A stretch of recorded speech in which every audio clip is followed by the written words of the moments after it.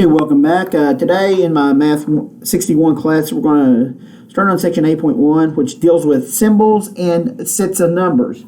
So before I begin with this terminology, I want us to understand what the number line is, because this is going to be very important as we move on throughout the semester.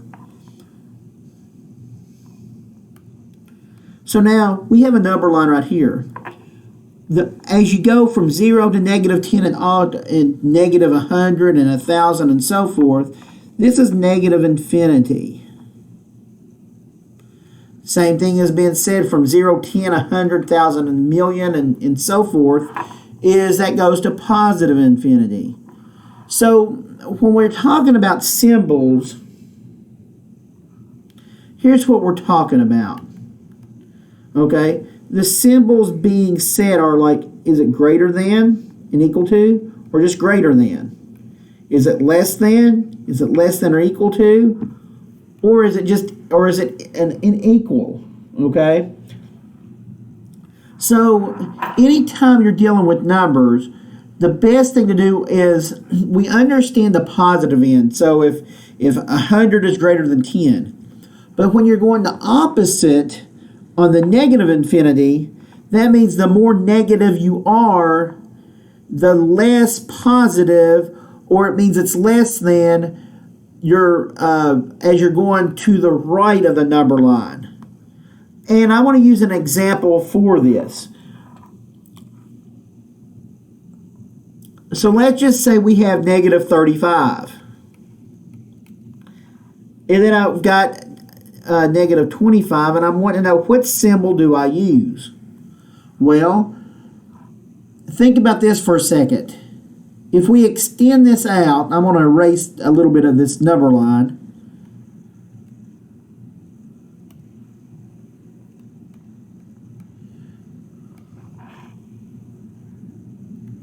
So now we've got negative 25 and negative 35. Okay? So my thing is, which one is greater?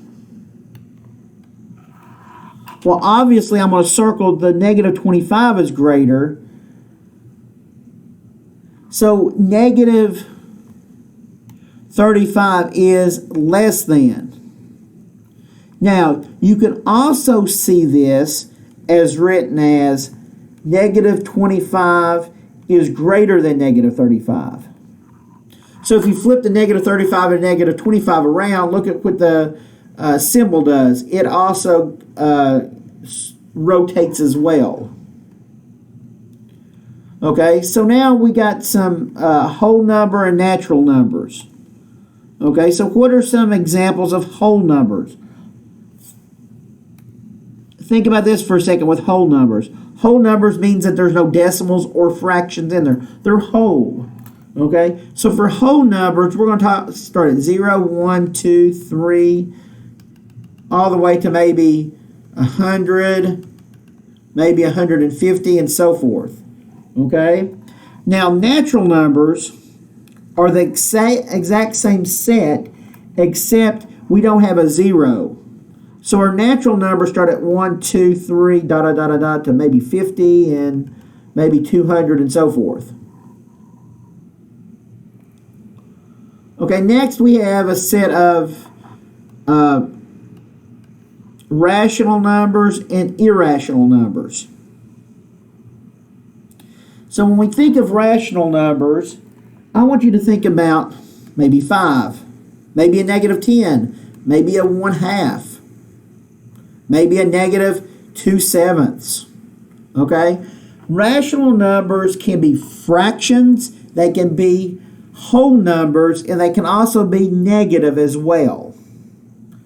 Irrational numbers means there's not a specific value as like that whole number or that fraction involved.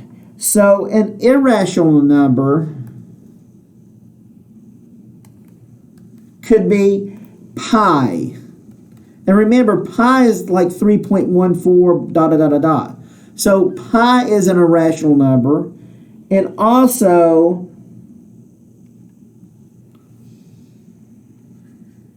square root of 8. So anytime you see a square root that does not come out evenly, it is also irrational as well. And the square root of 8 is something like 2.828 with a lot of numbers behind it. Now, integers is something that we talk about in math, and as we're getting to the algebra part, is because integers are basically positive numbers or negative numbers, but they're the whole numbers. They're not fractions or decimals and so forth. So your integers could be, if you recall on our number line, I might start at -5, -4, -3, -2, -1, 0, 1, 2, 3, 4, 5, and so forth. And so this is where, when we're thinking about our number line, this is what negative infinity means, and this is what positive infinity means, because it's infinite. It never ends. Okay, absolute value is this. I'm giving us two examples because absolute value are those symbols right here. That means whatever goes into the absolute value will come out positive. So if that's -8, that's going to come out +8. Now, the common mistake that I see on absolute values, we always think it's opposite because opposite of -8 is +8, but that's not the case. So I do see this a lot because it's opposite. That's not correct. The absolute value of 10 is just itself, it's +10.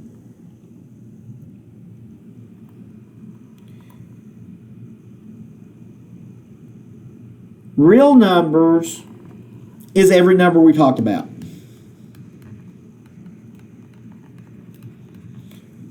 That means on this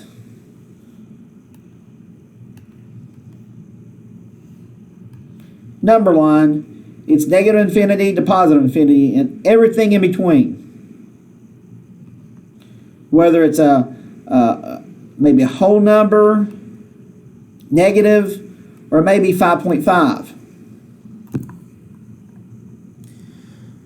My next part of this, I'm going to show us some examples using greater than, equal to, or less than symbols. So now, just like what I've said in all of my videos, please pause this at any point and repeat this as many times as you need. So, 1 and 6. Well, I know 6 is the greatest number, so I'm going to say 1 is less than. Or think about this for a second. 6, if you flip that symbol around, that means 6 is greater than 1. -5 and -7. Okay? So the key is which one is more negative. Well, the -7 is more negative, so that means -5 is greater than. Or this could also be written as -7 is less than -5. What about 7 and 7? Well, they're equal to each other. What about -9 and -10? So -10 is what to -9? Well, when you're looking at that number line, it's going more towards negative infinity, so it's less than. Or you can say -9 is greater than -10. Now we're going to throw in some absolute values. So the key to this is, okay, what is the absolute value of -10? What's 10? Okay, so now I'm looking at this 10. Is 10 greater than or less than or equal to -5? What's greater than, because it's positive and -5 is negative. Or this could be written as -5 is less than 10. What about 20? Well, 20 is, absolute value -20 is 20. So now this is an equal. Okay, finally, write 8 is not equal to 5. Now, this is another symbol that we need to understand and learn. So let's think about this for a second. I've got 8 and I've got 5. So by saying not equal, you put your equal sign and a little slanted line. That means not equal to. So you may see that down the road in any of your math classes that you take from now on out. So this concludes my section on 8.1. My next one is going to be exponents, dealing with PEMDAS and expressions. Thank you for listening.